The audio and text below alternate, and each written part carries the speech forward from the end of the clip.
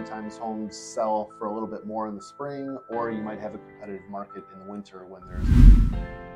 I always say the most serious buyers are in the fall. There's more buyers in the spring.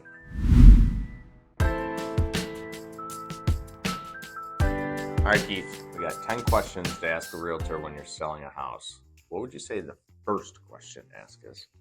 What is the average asking price or listing price for houses within this age, size, location, area? So those are basically the comparables. Yep, exactly. Right? Yeah. So what would you say number 2 should be?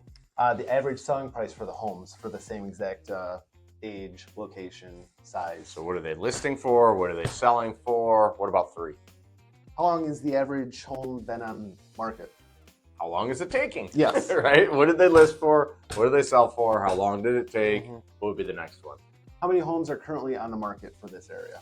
Yeah, because if we call it a CMA, some people call it a comparative market analysis where you're comparing to the other houses. I think of it as a competitive market analysis because you're competing with the other actives that are what? Same age, size, location, those sort of things.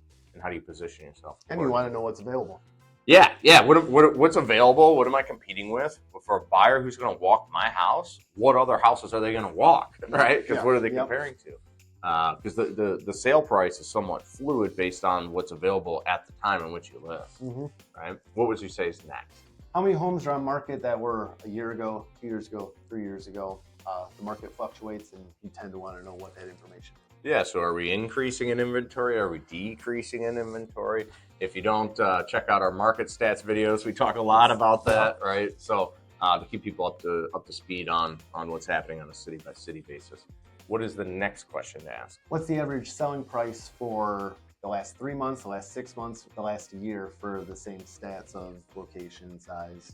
Yeah, I agree with that to understand where the pricing trends are going. Right. And it's important because, we all know that it's seasonal. Sometimes homes sell for a little bit more in the spring, or you might have a competitive market in the winter when there's less inventory, but there's competitive buyers. Yeah, I always say the most serious buyers are in the fall. There's more buyers in the spring, right? So fall, winter. What's next?